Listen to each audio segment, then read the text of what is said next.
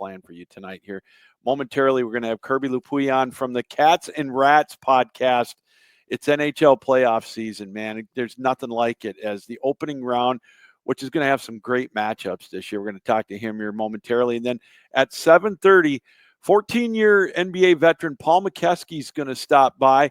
First time for him on the show as well. We're going to talk NBA playoffs. So we got a lot to look forward to. And so without any further ado, let's bring in Kirby Lupul of the Cats and Rats podcast. Kirby, how are you? Thanks for coming on. Thanks for having me on, Lou, and thanks for joining our team this past summer when we did the Atlantic Division preview show. So I know it might not have gone great for your Wings this year, but never know what changes are going to happen in the offseason here. And in our community, we're always tracking everything in the offseason. And great to just have you by as like a representation of the Red Wings community and just the hockey community in general. Yeah, thank you. Yeah, I remember coming on there, and I think I told you guys it would take 93 points for the Red Wings to make the playoffs. And, they might win their last couple of games and get to 87, I believe. It is disappointing. Hopefully next year they can break through and, give themselves a chance. If they can get through a March, Kirby, where they don't have that swoon, I think we'll be just fine. But that used to be us, the Panthers, in October and November, and we never gave ourselves a chance back in the day. So let's get right into the one that's near and dear to your heart, the big matchup, the Battle of the State of Florida. The Panthers and the Lightning, they get to renew a rivalry. I know Florida, the defending champs. What's the level of excitement with them? It's weird. 98 points may sound like a disappointing season, but, man, that's going to be such an even series. I can't wait for it to start.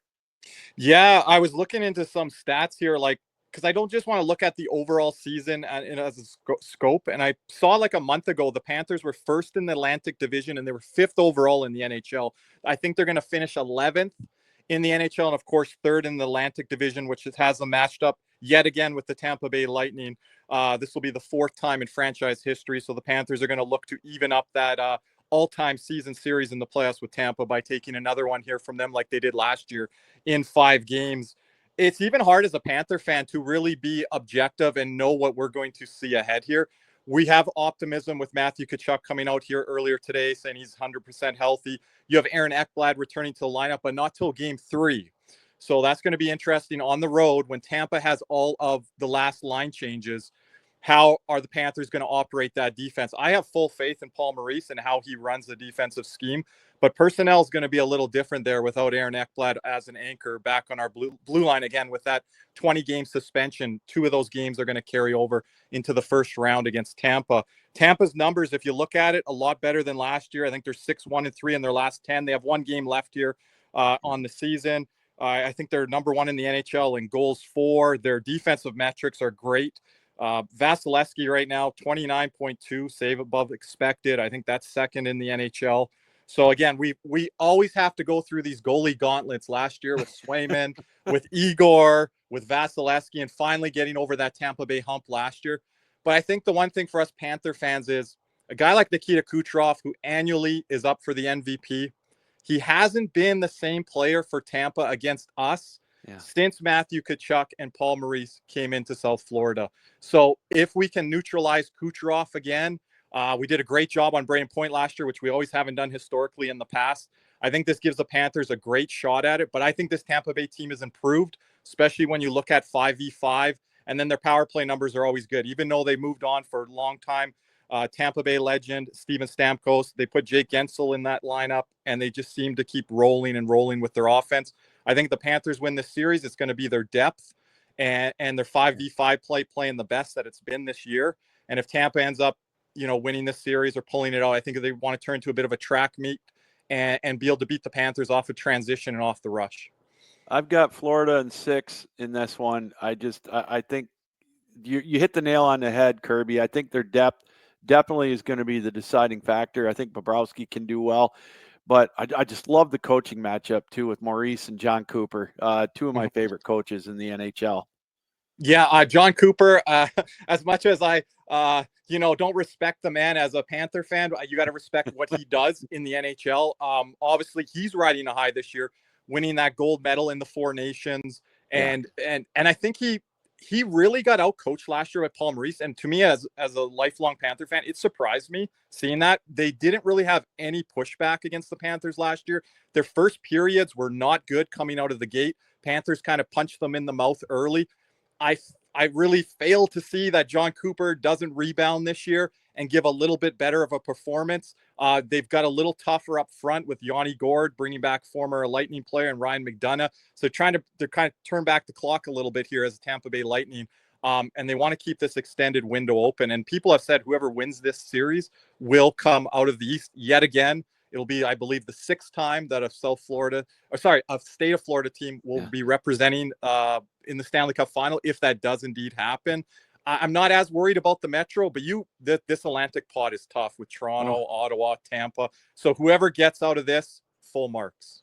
I'm going to ask you some rapid fire questions here while I got you. What kind of chance do you have of Ottawa shocking Toronto in the opening round? Lou, I'm going over my picks here because we're going to give them on Friday night, and I'm really leaning Ottawa in 7. I think they've beat the Leafs all 3 matchups this year. That doesn't mean everything. Right. But I've really said to my community, I think this is going to be a road warrior series. So Ottawa is going to start on the road.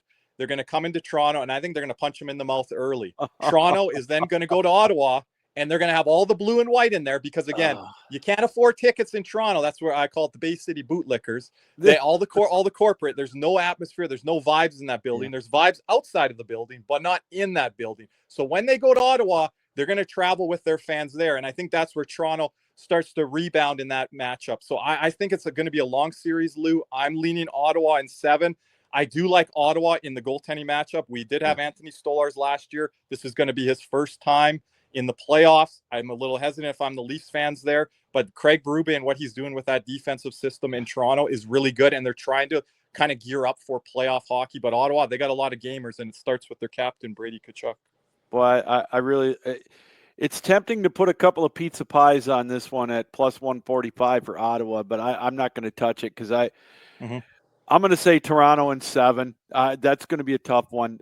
Any chance at all that the Devils can beat the Hurricanes? Oh, I am the lowest stock on the Devils at the best of times. I am not a big Dougie Hamilton fan. I'm not a Siegenthaler fan. Those guys are banged up. Their best player, Jack Hughes, he's going to be out. So all the things are stacked against them. A goalie that we're familiar with, Jacob Markstrom, former Florida Panther draft pick. If he is one of the top players, not only in that series, but in the first round of the playoffs, that gives the Devils at least a shot. But I think this is a pathway for Carolina. If they look at this is a team that we've run into the past in the Eastern Conference Final. It's like, okay, if we can get through New Jersey here, we might have a matchup with Washington, that wild card team, be it Montreal or Columbus. Yeah. Washington's in a new spot here as a really heavy favorite. And I think Carolina has seen this before. And you talked about John Cooper. I really believe in Rod Brindamore as a coach. I know we swept them, and he said the things that he did, but I think he is one of the best in the league in the NHL. So I think this is a path for Carolina to try to find their way out of the Metro. Do I give New Jersey much of a shot? No, not much of a shot. Okay. I don't either. Is it just me, Kirby, or is it possible that a 108-point team can fly under the radar? I just have this feeling that Vegas, with all those points, is kind of they're not getting any love. Now, I'm not a Vegas fan at all, but at 108 points, it just seems like they're not getting much publicity on it. Yeah, so if you remember when it started the season out, the Edmonton Oilers, I believe, were the odds-on favorites by Vegas odds, ironically enough, to return to the Stanley Cup and win the Stanley Cup. So right there, if you're a Vegas fan, and we don't love Vegas because they beat us in the final and all that, but if you're a Vegas fan, you almost feel slighted out of the gate coming into the year. And last year, whether it was injuries, whether it was that Stanley Cup fatigue, they never really found their footing. And this year, from the onset, they were kind of in control out there in the Pacific. LA, they had their little swoons because remember, LA, they started on the road for, I think, was it like 10, 11 straight games, something crazy like that. Edmonton, they went through all the different things with the injuries, and now they've got a tough matchup with LA. I'm not going to call it an easy matchup, just like the Carolina, New Jersey one. But if you want to look at a favorable matchup here, Vegas versus Minnesota. And Minnesota, they've been missing some of their stars and Kaprizov and Eriksson Ek, and that's why they dropped off there in the Central. But yeah, I think they definitely are flying under the radar, and they do have a good shot here, especially if you're not a believer in the Oilers and some of the things that they're going to have to overcome here early on. Winnipeg, they've got my favorite goaltender. I've liked him for a long time, Connor Hellebuck.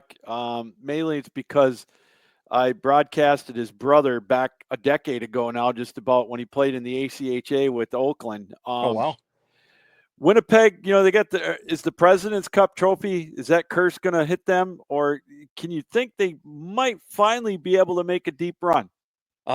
Yeah, like we won the President's Trophy a few years ago, and I don't know if I bought into all that curse talk, but if you look at it statistically, right, since dating back to 2013, I think the Blackhawks are the only ones to overcome that barrier. Teams getting knocked out in the first, second round. Winnipeg's really bit me in the butt a lot. I've really backed them. I backed them to beat Vegas a couple of years ago there. I thought the matchup of the first round last year would be Winnipeg and Colorado. Colorado was just a steam engine in that first round there. Oh my God. Like Nichushkin, he was one of the best players in the first round there. Then they lost him or whatever. And I think that really killed Colorado's momentum. But again, I think Scott Arniel, has really shocked me after moving on from Rick Bowness there. Of course, Paul Maurice prior to that for 9 years in Winnipeg. They've got to find a way with these core players. I think Nikolai Ehlers, if I'm not mistaken, is a pending UFA. So there will be changes in Winnipeg if there is another short exit. But yeah, St. Louis, that's the team that knocked them off back with Jordan Binnington there when St. Louis went all the way to the Cup against the Boston Bruins. So, I want to be in on Winnipeg, but I'm really hesitant because I backed them in the past. So whatever you pick there, I can't blame you either way. I don't think it's going to be easy. I think that series might go 6 or 7. Well, you sound like me when I pick the Toronto Maple Leafs every year to finally break the curse and get to the Stanley Cup final. I'm done picking Toronto and Edmonton in the finals every year, man. Yeah, the Toronto Edmonton, that's a popular pickup here in Canada every year annually. Doesn't happen, but. So you talked about Edmonton and LA. My 3 favorite series in the opening round. There's going to be such great ones, Florida and Tampa, Dallas and Colorado, and I can't believe I'm saying this as a Red Wings guy that I'm actually kind of rooting for Colorado to win. I love Makar. I just love his game. I do too. And I've let those 96 ghosts kind of subside with McKinnon and Makar because I love watching those two guys play. Yeah, absolutely. I love McKinnon. And my other one is Edmonton and LA. The Kings are plus 115 to win that series, and one of these years they're gonna. I don't know. That one is a toss-up, but I'm getting ready to watch. I'll probably have to tape them because with my work schedule, I can't stay up to watch them live. But I can't wait to see them. Yeah, that series. I thought LA had a legitimate shot. Is this the 4th time that they're matching up? Yeah. I thought they legitimate had a shot the first time because down the middle of the ice, I think they had Deneau then, Kopitar then, and that was before you saw Leon Draisaitl and Connor McDavid hit another gear in the playoffs. Like 2 playoffs ago, Leon Draisaitl went Mark Messier mode. Last year, he was banged up with some injuries there, so I think that affected his play a little bit there, especially with his shot. And when they got all the way to the Stanley Cup final there, I think he was kind of out of gas at that point. So I'm very hesitant to pick LA, but if you look at their home record, what if they lost 5 regulation games all year on home ice? They've got home ice advantage in this series, so they have to key in on the Oilers early. I'd say you almost as an LA fan and perspective looking at them, they almost got to go up 2-0 early on that series and make Edmonton try to regroup, which they can, and then make that a series that's going to be 6-7 games. But I think if you're LA, you got to be ultra aggressive, come out of the gates, play like you have on home ice all year, and try to get the Oilers down 2-0. Now, the Darnell Nurse thing that happened there the other night, I don't know if that helps the Oilers or not, because, there's a lot of Darnell Nurse slander out there, and some of it is granted and warranted. But him only missing the 1 game, I think he'll be back in that series. But he's going to have to play a lot of minutes because Matthias Ekholm, who since being traded to Edmonton, I think is 2nd in the NHL and plus minuses and everything, but 2nd in plus minus, only behind Gustav Forsling since being traded to Edmonton. So they're losing that defensive anchor back there. They've got offensive guys like Wallman, Obviously Bouchard. So they're going to really have to be key in their own zone because LA is a very detailed team and they're built down the middle of the ice just like our Florida Panthers are. And they're going to play a heavy 200-foot game. So Edmonton's going to have to be in that series from the start, from the get-go. They've had a lot of injuries this year up front.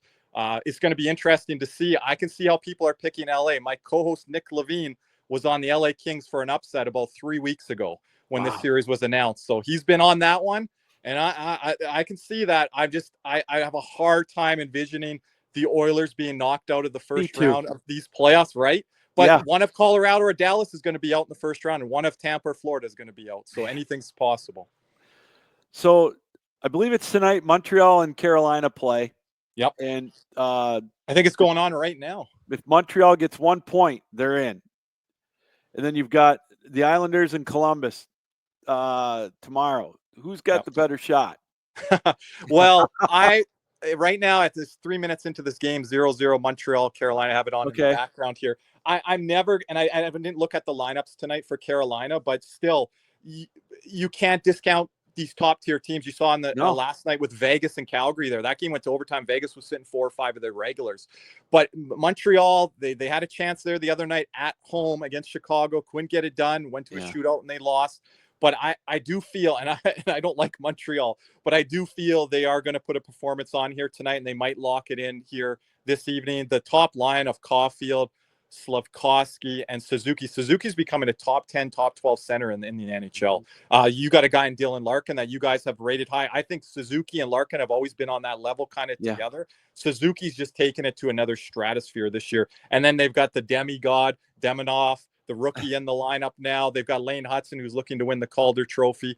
But yeah, I would favor Montreal here. Anything can happen over these next 24 hours. But Montreal, I think, would give Washington a little bit more of a test and a run than Columbus would if they get in. So in a way, even though I don't like Montreal, I'm kind of rooting for them to get in because it would be an interesting storyline there with, Ovechkin and the goal scoring record and having to go into Montreal, the most rabid building, in the NHL, and just how electric those fans will be. So I'm kind of rooting for that matchup because I will have an eye on it a little closer if that's the case.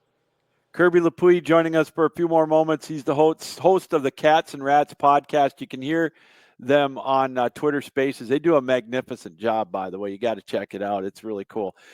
So, Kirby, I don't buy into this, but I want to get your take on it. 4 of the 6 original 6 teams are not in the Stanley Cup playoffs. Obviously, my Red Wings, the Hawks, the Bruins, and the Rangers. And also you got the Pittsburgh Penguins not in. I don't buy it that it's bad for hockey. I'm not an East Coast guy. I'm not a Boston fan whatsoever. The New York teams I could care less about, being a Midwest guy.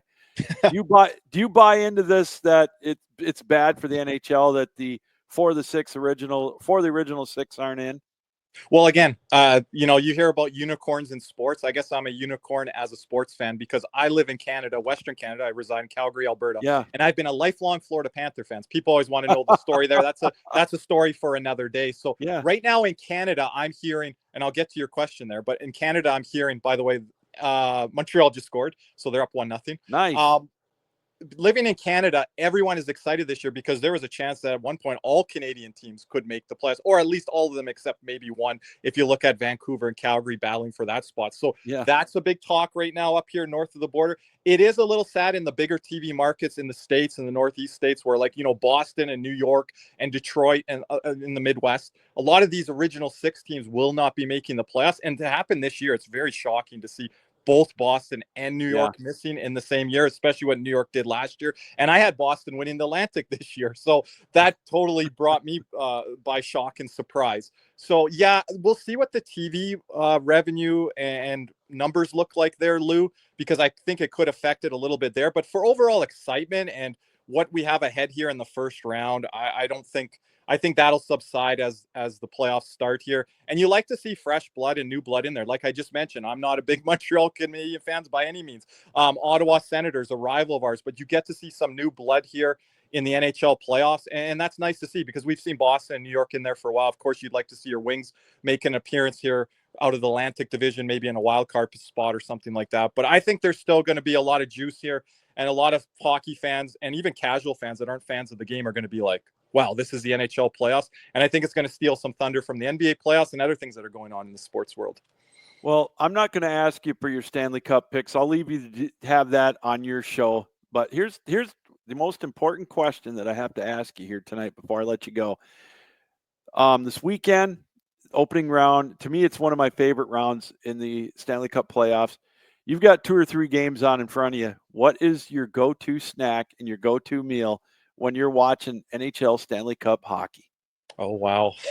Great question. I have so many people from our community. And again, thank you for giving the shout out to our Twitter X Spaces. We go live after every post game and we hear what fans are eating after the game, what they're doing for their watch parties, especially if there's away games and they're not going to the home games. I'm not a big superstitious meal guy. Actually, people from my community are like, I ate a pizza pie from whatever pizza joint. They're like, you better eat that next game because we played well. So everyone in my community is very superstitious. So they're kind of telling me what to eat or whatever. So I'm not a big meal guy. Little bit to do with nerves, but I like to focus on the game. Okay. But I'm a cereal snacker, so I'll take chocolate. I'll take potato chips, sweet, savory, doesn't matter to me. So I'm definitely a snacker. Right now, I'm drinking my green tea. That's my go-to drink during a game or something like that. So Alexander Barkov loves his tea too. So I follow the captain there for us. Well, Kirby, this has been a lot of fun. I really appreciate you coming on. Enjoy the playoffs. I know it's always a great time of year for about 8 weeks. Even if my team isn't in it, I love watching Stanley Cup playoff action and enjoy them. And good luck with your podcast and good luck to your Panthers. Maybe they can repeat. Thank you so much, Lou, and we'll have to have you on our podcast down the road. Look forward to it. All right. We'll take care. Kirby Lupul, he is host of the Cats and Rats podcast. You can see their Twitters, their spaces, their podcast. You can listen to them. They are so good on that show. They get you up to date. They all kinds of great information on that. So follow them at KJ_loops, and you can get all